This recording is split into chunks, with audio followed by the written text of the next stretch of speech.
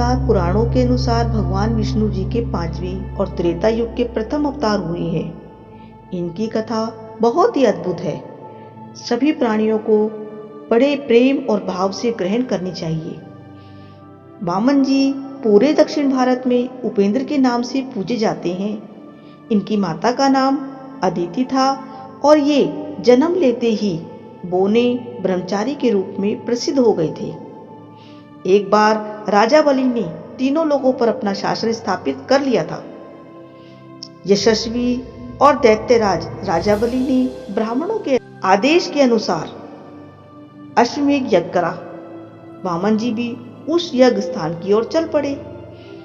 दूर से ही जब लोगों ने देखा भगवान वामन को, तो उन्हें ऐसा लगा मानो साक्षात सूर्यदेव उदय हो रहे हों। उन्होंने अपने हाथ में छत्र, दंड, जल से भरा कमंडल ले रखा था। भगवान वामन ने जैसे ही मंडप में प्रवेश किया तो राजा बलि बहुत खुश हुए और उन्होंने बड़े आदर से उनका सत्कार किया और हृदय से उनको नमस्कार किया। फिर उनसे नम्रतापूर्वक हाथ जोड़कर कहा कि मैं आपको जो चाहिए वो दे सकता हूं। चाहे आप गाय, सोना, घर, अनाज, घोड़े, हाथी, कुछ भी मेरे से मांग सकते हैं। जो आपको चाहिए मांग लीजिए।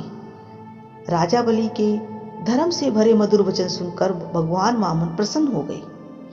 भगवान वामन ने कहा, राजन, मुझे अधिक नहीं, सिर्फ 3 डग भूमि चाहिए। राजा बलि ने आश्चर्य से कहा, मैं तो आपको दीप दे सकता हूं, अथाह धन दे सकता हूं, आप कहिए तो भला। 3 भग भूमि में क्या होगा? मैं आपको इतना दूंगा कि आपको फिर कभी किसी से मांगने की जरूरत नहीं पड़ेगी। भगवान वामन ने कहा, नहीं राजन, मुझे इतने में ही संतोष है। मैं आपसे सिर्फ 3 पग भूमि ही मांगता हूं, इतने से ही मेरा काम चल जाएगा। और बोले, हे राजन, धन उतना ही संग्रह करना चाहिए जितने की आवश्यकता हो। राजा बलि हंसे और हंसकर कहा, ठीक है, जितनी तुम्हारी इच्छा हो उतना ले लो। जैसे ही राजा ने 3 पग भूमि देने के लिए संकल्प किया, उनके गुरु शुक्राचार्य जो उनके पास खड़े थे वो सब कुछ जानते थे। उन्होंने कहा, राजन, ये ब्राह्मण नहीं है और ब्रह्मचारी भी नहीं है, ये तो भगवान विष्णु है। ये तो देवताओं को विजय दिलाने के लिए कश्यप की पत्नी अदिति के गर्भ से उत्तीर्ण हुए हैं।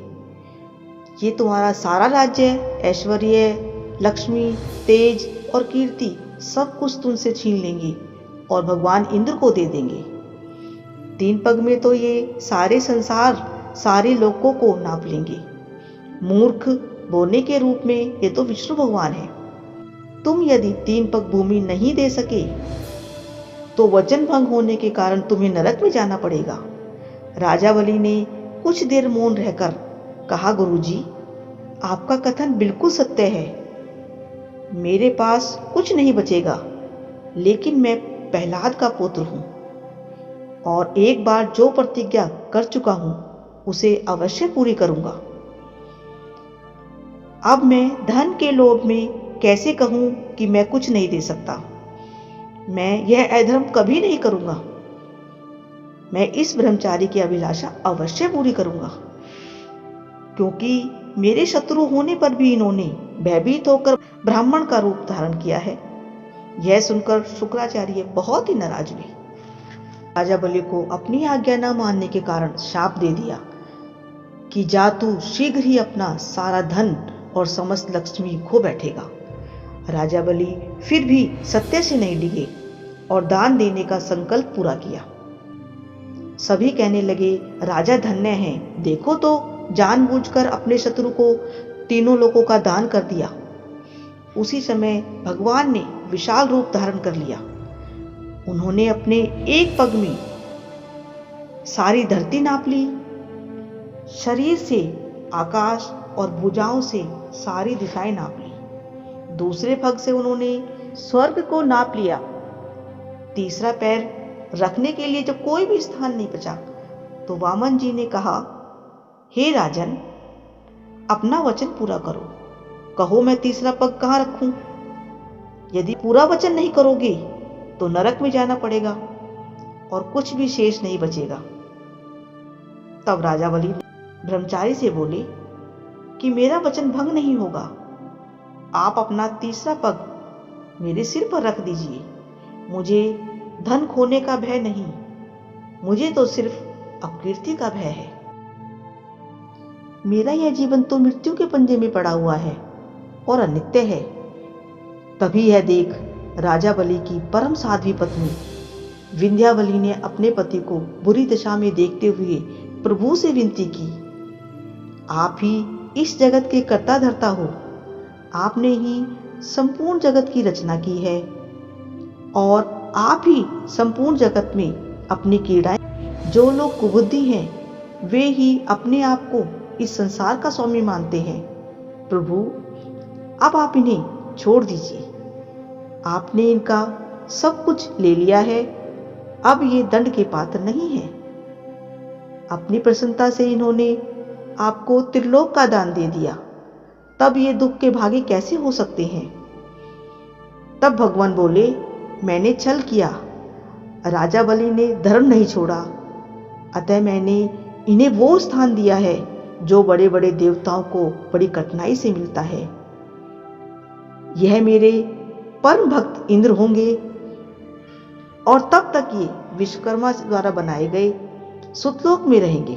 जाओ, अब तुम्हें कोई पराजित नहीं कर सकेगा, मेरा चक्र तुम्हारी रक्षा करेगा।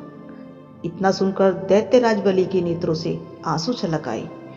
उन्होंने प्रणाम कर प्रसन्नता से असुरों के साथ सुतलोक की ओर यात्रा शुरू कर दी। इस प्रकार भगवान वामन ने अर्थात भगवान विष्णु ने राजा बलि से स्वर्ग लेकर इंद्र को दे दिया और स्वयं उपेंद्र बनकर सारे जगत पर शासन करने लगे। मनुष्य के लिए सबसे बड़ा कल्याण का साधन यही है कि वह भगवान की आज्ञा का पालन करे। भगवान की इस लीला को सुनकर समझकर सारे पाप छूट जाते हैं। भगवान की लीलाएं अनंत हैं, उनकी महिमा अपार है।